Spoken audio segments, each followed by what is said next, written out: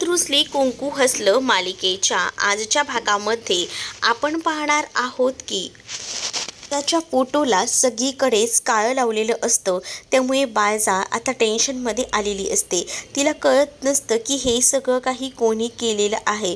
पण या सगळ्यामुळेच आता त्याला संशय येत असतो, तो म्हणजे कृष्णावर, की कृष्णानंच हे सगळं केलेलं असेल का. म्हणूनच आता बायजा म्हणत असते की कोणीतरी विरोधकच आहे जो हे सगळं काही करतोय.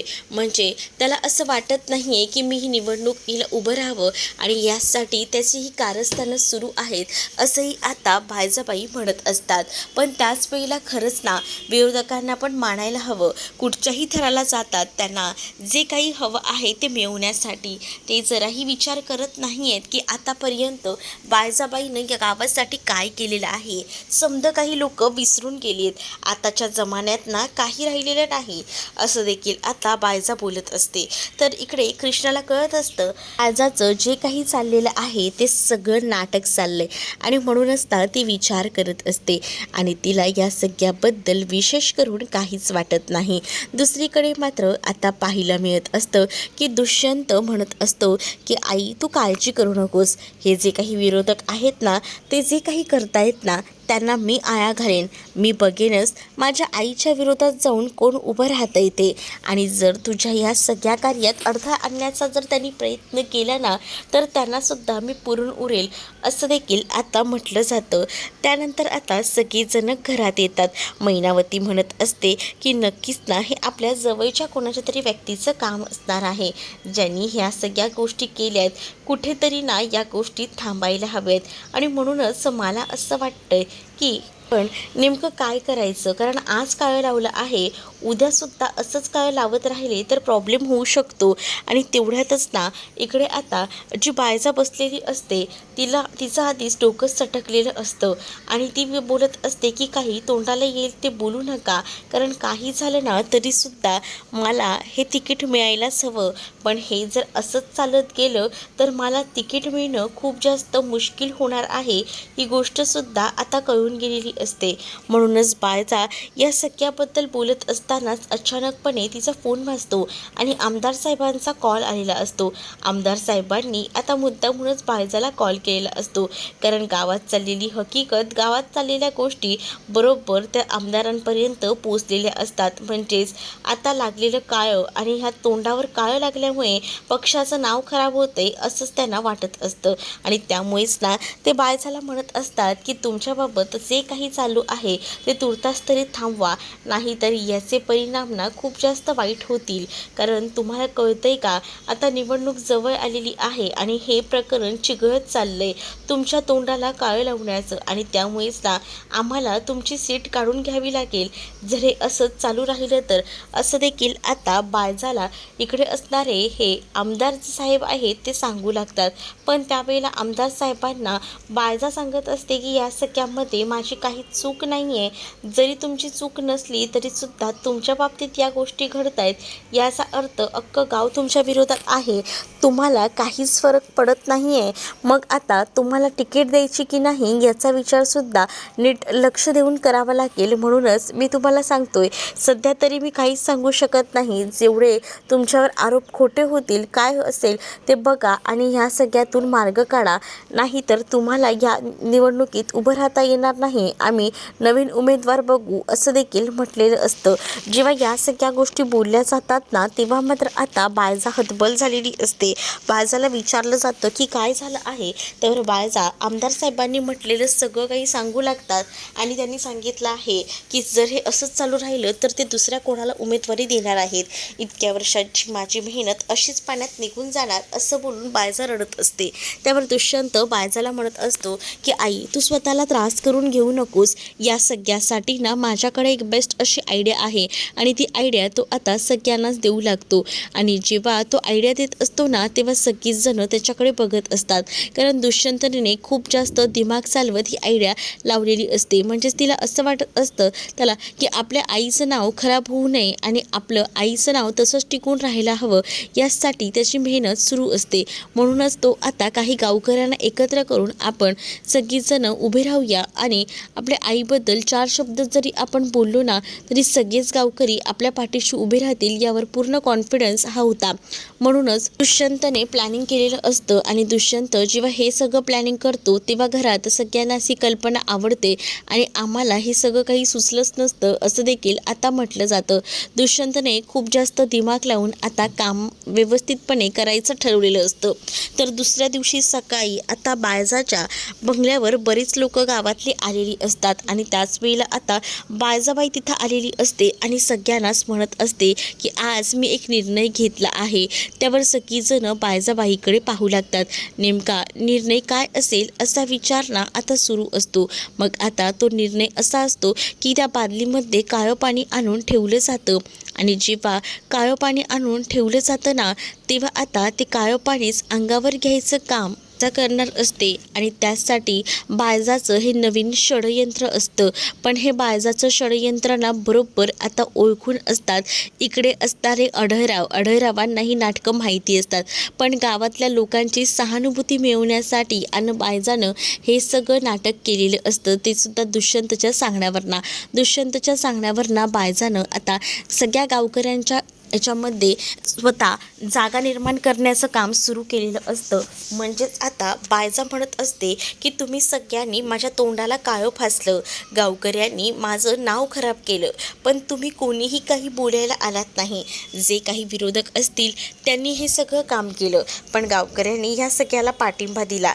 आतापर्यंत तुम्हा सगळ्यांसाठी मी जे जे काही केलं ते सगळं काही तुम्ही विसरून गेलात. मग आता मी तरी का म्हणून निवडणुकीला उभी राहू आणि तुमच्या सगळ्यांचा हिताचा विचार करू. आणि म्हणूनच ना मीही निर्णय घेतला आहे, जर तुमच्या सगळ्यांची इच्छाच असेल ना की माझं तोंड काळं व्हायला हवं तर तुम्हा सगळ्यांची इच्छा मी आता पूर्ण करते. आता इथं काळं पाणी ठेवलेलं आहे ते सगळं काही मी अंगावर घालून घेईन. हे सगळं जेव्हा आता बायजा बोलत असते ना तेव्हा कृष्णा आता एका वेगळ्याच नजरेनं तिच्याकडे बघत असते. कारण कृष्णाला माहिती असतं की बायजाची चाललेली ही नाटकं आहेत. गावातल्या इतर कोणाला माहिती नसली तरीसुद्धा आता काही गावातली सदस्य आहेत जे की पार्टीतले आहेत त्यांना तर आता बायजाची परिस्थिती माहिती असते की बायजा काय आहे ते, त्यामुळेच आता ते विश्वास ठेवत असतात. पण कृष्णाला आता बायजाला चांगलीच पुरून ओळखून असते, कारण तिला माहिती या आधीसुद्धा तिने हे सगळे अनुभव ओळखलेले आहेत, घेतलेले आहेत आणि तिला खरा बायजाचा चेहरा कळला आहे आणि त्यामुळेच ना ती जे काही वागते ते सगळं खोटं आहे. पण दुसरीकडे आता दुष्यंतने जे ठरवलेलं असतं ते अगदी परफेक्ट घडत असतं. म्हणजे दुष्यंतने जो काही निर्णय घेतलेला असतो तो एकदम परफेक्ट असतो आणि त्यामुळेच ना आता सगळीजणं पाहत राहतात. आणि जेव्हा हे सगळेजणं बायजाला म्हणत असतात की नाही बायजाबाई आम्ही तुमच्या पाठीशी आहोत आणि असं बोलून जय घोषणा करू लागतात, त्याच वेळेला तिथे असणारा जयकांत हा इथे दलपत भाऊजींना म्हणत असतो की खरंच ना जी काही आयडिया दिली ना ते एकदम भारी आहे आणि त्यामुळे गावकरीसुद्धा बघा ना बायजाबाईंच्या किती मागे पुढे करत आहेत. जबरदस्त आयडिया दिली आहे बघा या दुष्यंत सरकारानं, काहीतरी वेगळंच आहे, युनिक आहे आणि त्यामुळेच तर हे गावकरी एवढे पेटून उठलेले आहेत आणि ते आज बायजाबाईंच्या समोर उभे आहेत. बायजाबाई त्यांच्या समोर आहेतच, पण मला एवढं माहिती आहे ना की गावकरी त्यासनी काही करणार नाही. आता गावातल्या बायका बायजाबाईंकडे आलेल्या असतात, कारण बायजाबाईनं नाटक केलेलं असतं ते पाणी घ्यायचं आणि स्वतःच्या अंगावर ओढवून घ्यायचं. म्हणजे ते पाणी सगळं काही स्वतःच्या अंगावर ओढवून घ्यायचं काम त्या करणार असतात आणि स्वतःच तोंड काळं करणार असतात, पूर्ण अंग काळं कुळकुळीत करणार असतात आणि त्यामुळेच ना आता त्यांनी हे सगळं काही गावकऱ्यांसमोर मांडलेलं असतं. गावकरी आता त्यांच्या पाठीशी उभे राहतात आणि प्लीज असं करू नका म्हणून सांगत असतात. मग त्यावेळेला बायजाला या सगळ्यातून गावकरीच थांबवतात, तेव्हा कुठे जाऊन बरं वाटू लागतं. दुसरीकडे कृष्णा आता जिथं आपला मोबाईल लास्टला पडला होता तिथं येऊनच तो मोबाईल शोधत असते. तिला कळत नसतं की मोबाईल नेमका कुठे असेल, काय असेल आणि त्यामुळेच तिची आता शोधाशोध सुरू असते. पण आता ती भंड्याला म्हणत असते की माझ्या ह्यानी ना ह्या मोबाईलला ट्रॅकर लावला होता तर तो मोबाईल इथंच कुठेतरी असायला हवा. अगं भक्ती म्हणते की ट्रॅकर लावला तर वाजायला हवा की, पण फोन बंद असेल ना म्हणूनच ट्रॅकरचाही काही उपयोगच नाही आहे. मग आता काय करायचं, इथं जर फोन पडला असेल तर त्या माणसांना भेटला नसेल का बायजाबाईंच्या, का ते बायजाबाईंची माणसं बायजाबाईंनाच उल्लू बनवतायत असा भक्ती विचार करत असते. पण त्याच वेळेला कृष्णा म्हणत असते की नाही, बायजाबाईंच्या माणसांना तो फोन भेटला नाही. जर तो फोन त्यांना भेटला असताना तर बायजाबाईंपर्यंत केव्हाचाच तो पोचला असता, पण बायजाबाईंकडे बी तो फोन नाही आहे असाही विचार ना आता कृष्णा करत असते. आणि कृष्णा या सगळ्याबद्दल भक्तीला आणि सांगू लागते. त्याच वेळेला मग आता तुझा मोबाईल कुठे हुडकायचा, त्यामध्ये पुरावा आहे तू म्हणतीस ती सगळं ठीक आहे, पण तो मोबाईल आपल्याला गावायला तर हवा. आणि म्हणूनच आता ती विचार करत असते आणि समोरच ना तिला खांबावर लावलेला तो CCTV कॅमेरा दिसतो.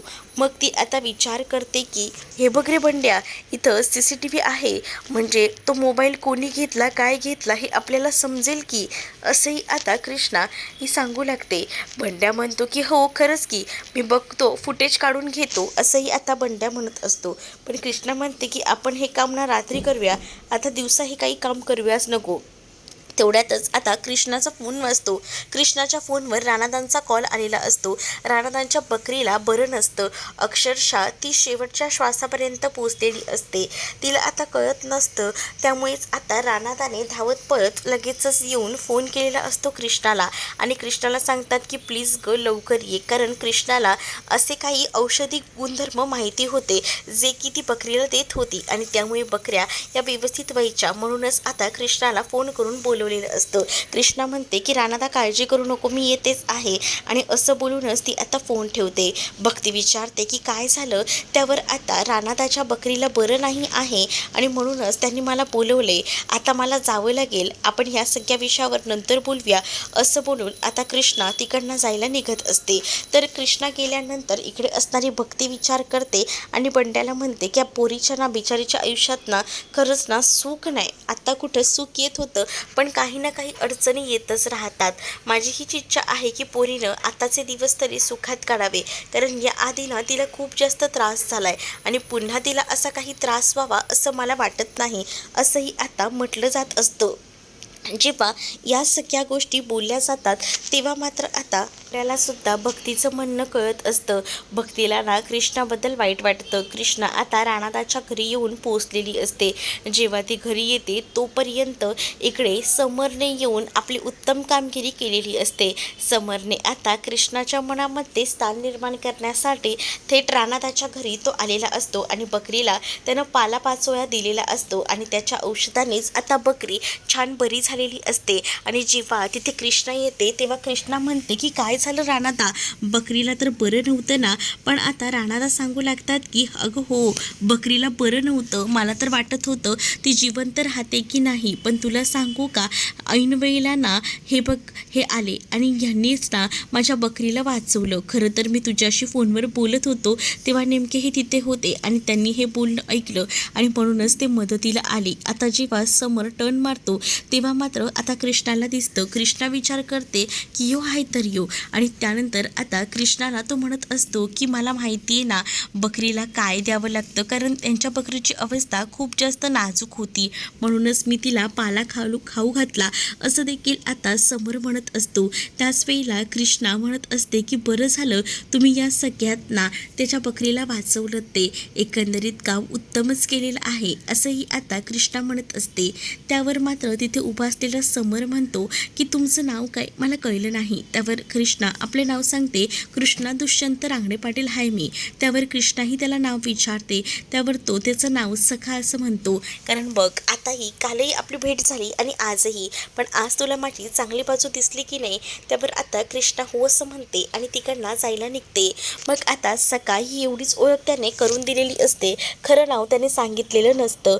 मग आता तो विचार करतो की चला फायनली हिच्या मनामध्ये माझ्याबद्दलची जागा निर्माण करण्याचं काम मी तर केलेलं आहे. आणि म्हणूनच आता म्हणत असतो की ही तर सुरुवात आहे, पण हळूहळू का होईना सगळ्या काही गोष्टी व्यवस्थित होतील आणि आपल्याला त्या कराव्याच लागतील या विचारांमध्ये हरवलेला हा समर असतो. कारण त्याला आता माहिती असतं की काही झालं तरी कृष्णाच्या मनामध्ये आपल्याला जागा निर्माण करायची आहे आणि यासाठी त्याचे प्रयत्न आता सुरू होते. दुसरीकडे मात्र आता जी मैनावती असते ती म्हणत असते की एकदम करेक्ट निशाणा साधलेला आहे. म्हणजे मला ना खरं तर ना एकंदरीत बरं वाटलं जे काही झालं ते बघून. सगळीजण तुमच्याच पाठीशी उभे होते. बघितलंत ना, सगळ्यांनी एकच आवाज दिला आणि त्यांचं असंच म्हणणं होतं की तुम्ही जे काही केलंय ते बरोबर केले. दुष्यंत सरकारांचं तर कौतुक करायला हवं, कारण त्यांनी ना खूप छान पद्धतीने समजावलं आणि त्यामुळेच तर आपली ही बाजू सगळ्यांपर्यंत पोचली आणि त्यामुळे आपल्या पाठीशी लोक उभी राहिली असं देखील आता म्हटलं जात असतं. या सगळ्या गोष्टी जेव्हा बोलल्या जातात ना, दुष्यंत म्हणतो की मी जे काही केलं ते चांगल्यासाठी केलं. मला असं वाटलं की ज्या काही गोष्टी घडत आहेत त्या चुकीच्या घडत आहेत, चांगल्या पद्धतीने घडत्या असत्या, पण आपण कुठेतरी चुकतोय का ही भावना मनामध्ये होती आणि म्हणूनच मी या सगळ्याच्या पाठीशी उभा राहिलो. तेवढ्यातच कृष्णा तिकडनं आपल्या साड्या वगैरे बादलीत भरून घेऊन आलेली असते, कारण तिने साड्या धुतलेल्या असतात आणि ती तिकडनं जात असते. बायजानं हे बघितलेलं असतं. बायजा विचार करते की कृष्णाला थोडा त्रास देऊया, राबवूया. म्हणूनच बायजाच्या हातामध्ये चहाचा कप असतो. गरम चहा ती आता मैनावतीच्या पायावर ओतते. मैनावतीला चटके लागू लागतात. मैनावती तिथेच थया नाचू लागते. त्यावर आता विचारलं जातं की काय झालं आहे. त्यावर मला खूप जास्त त्रास होतोय, मला चटका लागलाय. अगं कृष्णे, बघत काय बसली, त्या साडीनं तिचा पाय फूस घेऊ बरं, कारण नाही तर पूर्ण घरभर करेल. लवकर बरं पाय फूस असं देखील आता सांगितलं जातं. कृष्णाला आपल्या साडीने तिचे पाय फुसायचे नसतात, पण आता बाळजाबाई सांगतायत म्हटल्यावर तिला आता तिथं जाऊन साडीने सगळं काही पुसून घ्यावंच लागतं. जमिनीवर पडलेली चहा, त्याचसोबत साडी ओली असल्यामुळे आता ती पायावर सुद्धा ती साडी ठेवते आणि थोडंसं का होईना ओलं असल्यामुळे गारगार वाटत असतं मैनावतीला. आणि हे सगळं मुद्दामूनच ना बायजानं करायला लावलेलं होतं. मग त्याच वेळेला आता बायजाची सुद्धा खोड मोडायची. तिनं आपली अशा पद्धतीने खोड मोडली तर तिला काही सुखानं जगू द्यायचं का, असाही विचार ना आता सुरू असतो. आणि म्हणूनच आता बायजाला दुष्यंत म्हणत असतो की आई, वाईट वाटून घेऊ नकोस, थांब. आणि त्याच वेळेला दुष्यंत तिथे उभा असतो. दुष्यंतच्या पॅन्टीवर सुद्धा डाग लागलेले असतात चहाचे. हे आता कृष्णाला दिसतात. कृष्णा म्हणते की हे काय, तुमच्यासुद्धा पॅन्टला लागलं आहे, थांबा, मी तुम्हाला पटकन पुसून देते. हे काय, तुमच्या आईचं शॉल पण इथेच आहे. आणि असं बोलून आता जो मैनाचा शॉल असतो, म्हणजेच तिची जी साडी असते, ती साडी ती घेते आणि त्या साडीनेच ना आता पूर्णपणे दुष्यंतच्या पायावर चहा सांडलेला असतो, तो सगळा काही पुसायचं काम ना आता कृष्णा करत असते. कृष्णा जेव्हा हे सगळं करते तेव्हा बायजा म्हणते की तू हे सगळं मुद्दामून करतेस ना, मी तुझ्या साडीच्या बाबतीत केलं म्हणून. त्यावर बायजाला आता दुष्यंतच्या समोरच कृष्णा उत्तर देते, मी कशाला करू बायजाबाई हे सगळं, उलट आहे ना आईच्या पदरानं पोराचे पाय पुसले गेलेत, हे उलट खूप जास्त भाग्याचं आहे. आणि तुम्हाला ही गोष्ट आवडली नाही का, तुम्ही मला माझी साडी वापरायला लागली याचा मी काही राग काढलेला नाहीये, मी सूड गवलेला नाहीये, पण मला जे योग्य वाटलं ते मी केलं, नाहीतर ते डाग गेले नसते. बरोबर नाव दुष्यंत सरकार, असंही कृष्णा आता म्हणत असते. त्यावर दुष्यंत हो असं मानेनेच होकार देत बोलत असतो. जेव्हा हे सगळं काही दुष्यंत बोलतो तेव्हा तो कृष्णाकडे एकटक बघत असतो, कारण त्याला माहिती आहे की कृष्णाची बाजू कुठे घ्यायची आहे आणि आईची ते. त्यामुळेच ना आता हे सगळं काही बरोबर तो सावरून घेतो. दुसरीकडे आता बायजाबाई कृष्णावर आवाज चढवू पाहत असते, पण कृष्णाने सांगितल्याबरोबर बायजाची बोलती बंद होते. तिच्याकडे ऑप्शन उरत नाही, ती आता शांतच राहते. तर पुढील भागामध्ये आपल्याला पाहायला मिळत असतं की आता प्लॅनिंग केलेलं असतं मायलेकांनी मिळून. समर आणि त्याच्या आईने हे प्लॅनिंग केलेलं असतं आणि समरला आई म्हणत असते की बघितलंस का, थांब तुला मी सांगते, हे आपण असंच करायचं आहे, त्या कृष्णाला इथं घेऊन ये. मग त्या कृष्णाला काय सांगायचं ते मी बघते. दुसरीकडे अडळराव रूममध्ये शांत बसलेले असतात आणि हे सगळं कृष्णाला दिसतं. कृष्णाला कळतं की बाबासनी काहीतरी झालेलं आहे. तर दुसरीकडे मात्र आता कृष्णा याबद्दल दुष्यंतशी बोलत असते की तुमच्या बाला काय झालं आहे ते बघा, त्यांच्या चेहऱ्यावर जराही हसू नाहीये. त्या दिवशी मी त्यांच्या हातात एक फोटो पाहिला होता, तुम्हाला त्याबद्दल काही माहिती का, हे विचारते ती. दुसरीकडे आता दलपतराव आणि बायजा पुढचं प्लॅनिंग करत असतात की कसं नियोजन करायचं आहे. तर बायजाच्या डोक्यामध्ये प्लॅनिंग असतं आणि ते दलपतरावांना ते सांगत असते. आणि इकडे आता समर आणि पुन्हा एकदा या कृष्णाची भेट झाली, त्यामुळेच आता कृष्णा उभी असते. तर समोर आपल्या मोबाईलमधील फोटो दाखवतो आणि माझ्या आईचा वाढदिवस आहे आणि असं बोलून तिला पेढा देत असतो. मग त्यावर कृष्णाही समोरला म्हणते की मला तुमच्या आईला भेटायचं आहे, कारण तो फोटो बघून तिच्या लगेच क्लिक होतं की हा फोटो सेम टू सेम मी आमच्या आबांकडे सुद्धा पाहिला होता, मग या बाईकडे जाऊन आपण सगळी माहिती काढून घेऊ शकतो असाच विचार ना आता कृष्णा करू लागते. आणि म्हणून ती समरला सांगत असते की मला तुमच्या आईला भेटायचं आहे. आता समर जेव्हा कृष्णाला घरी घेऊन जाईल तेव्हा नेमकं मालिकेत कोणता ट्विस्ट येईल हे पाहणं तितकंच इंटरेस्टिंग असणार आहे. तुम्ही जर आपल्या चॅनलवर नवीन असाल तर चॅनलला सबस्क्राईब नक्कीच करा. चला तर मग भेटूया पुढच्या भागामध्ये. तोपर्यंत टाटा बाय.